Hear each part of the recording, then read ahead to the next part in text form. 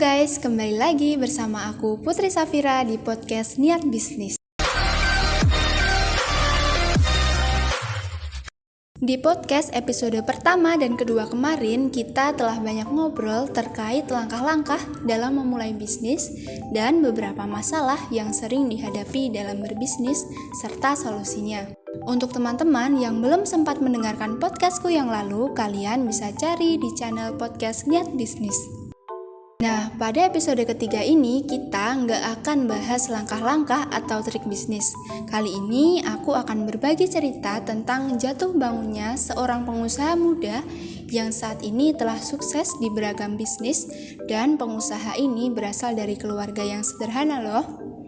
Nah, siapakah itu? Kalian penasaran? Oke, langsung aja kita mulai. Bicara tentang tokoh inspiratif di dunia bisnis, Yasa Singgih merupakan salah satu nama yang tak boleh terlewatkan. Pengusaha yang lahir pada tanggal 23 April 1995 ini dengan nama lengkap Yasa Paramita Singgih, kiprahnya sudah tak perlu lagi diragukan. Kesuksesannya sebagai pengusaha muda bahkan membawanya sebagai salah satu dari 30 tokoh di bawah usia 30 tahun paling berpengaruh versi Forbes tahun 2016. Yasa merupakan anak biasa yang pada usia muda menghabiskan waktu dengan bermain dan belajar. Ia berasal dari keluarga sederhana dan berkecukupan. Namun, kehidupannya berubah saat ia memasuki usia 15 tahun, di mana sang ayah terkena penyakit hipertensi dan serangan jantung yang terjadi akibat penyempitan pembuluh darah. Ini mengharuskan ayahnya untuk melakukan proses medis pemasangan ring sebagai tindakan pengobatan. Saat itu, dengan bermodal tekad yang kuat, Yasa memulai menjadi pengusaha agar ia bisa membiayai hidupnya sendiri dan membantu ayahnya berobat. Mengawali usahanya, Yasa mendapat pesanan baju kaos.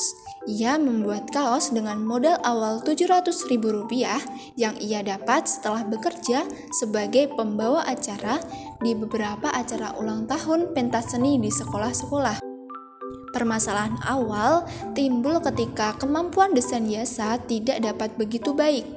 Ia berusaha dengan modal tekad yang kuat, akhirnya ia menggunakan aplikasi sederhana yaitu Microsoft Word.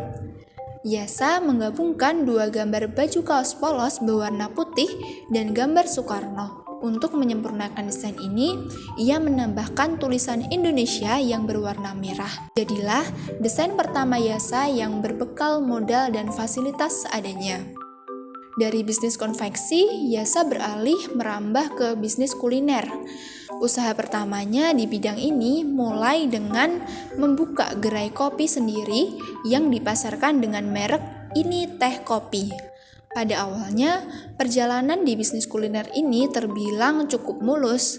Usahanya berkembang dengan pesat hingga mampu membuka cabang di salah satu pusat perbelanjaan di ibu kota. Nah, sayangnya, kesibukannya mengurus berbagai macam bisnis tanpa dibarengi perencanaan yang tepat justru menjadi beban baginya. Ini Teh Kopi terpaksa gulung tikar dengan kerugian ratusan juta yang harus ditutup dari pendapatan bisnisnya yang lain. Berbagai tantangan hadir dalam perjalanan bisnisnya, namun Yasa tetap semangat dan yakin akan usahanya. Pada tahun 2012, saat dunia teknologi mulai berkembang, ia mempromosikan produknya melalui BlackBerry Messenger atau yang biasa kita kenal dengan aplikasi BBM. Nah, Yasa juga bahkan menjajakan produknya di emperan toko. Pada awalnya, ia mengambil barang di pusat grosir Tanah Abang. Lalu, pada tahun 2014, akhirnya Yasa menemukan ide fokus usahanya. Melihat brand khusus pria yang jarang ada di pasaran, kalaupun ada memiliki desain yang kurang maskulin, sehingga membuat Yasa memutuskan untuk fokus pada brand fashion pria yang berbasis online dengan nama brand Men's Republic. Pada awalnya, logo brand Men's Republic ini sangat sederhana, bahkan ia mengungkapkan bahwa kurang suka dengan logo tersebut. Namun, kini logo Men's Republic telah berubah seiring perkembangan usahanya. Kisah perjalanan bisnisnya yang penuh inspirasi diapresiasi secara luas di tahun 2016 ketika Forbes, sebuah majalah bisnis terkemuka asal Amerika Serikat, mendapuknya sebagai salah satu dari 30 tokoh yang paling berpengaruh di bawah usia 30 tahun. Keuletan serta ketekunan Yasa Singgi ini patut diteladani oleh setiap pelaku usaha yang ingin meraih kesuksesan. Kepiawaiannya dalam melihat peluang bisnis juga tak perlu lagi diragukan. Ketika pandemi COVID-19 merebak sejak awal tahun 2020, bisnisnya tak lantas gulung tikar, tetapi justru semakin berkembang dengan melirik pasar e-commerce yang menjanjikan. Men's Republic hadir dengan harga terjangkau di bawah Rp500.000. Produknya juga hanya dipasarkan melalui pemesanan online. Berada di puncak kesuksesannya, Yasa tidak mendapatkan secara instan. Lalu banyak perjuangan dan jatuh bangun yang ia alami sebelumnya. Ia hanya memiliki visi dan pemikiran bahwa hidup hanya sekali, melakukan yang terbaik sebelum menyesal nanti. Oke guys, sekiranya cukup bagiku bercerita jatuh bangun seorang pengusaha dalam podcast Niat Bisnis episode kali ini.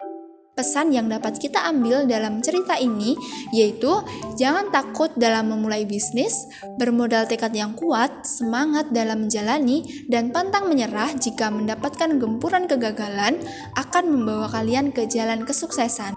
Semoga ilmu yang aku bagi dapat bermanfaat bagi teman-teman dan sampai jumpa di podcast selanjutnya. Dah.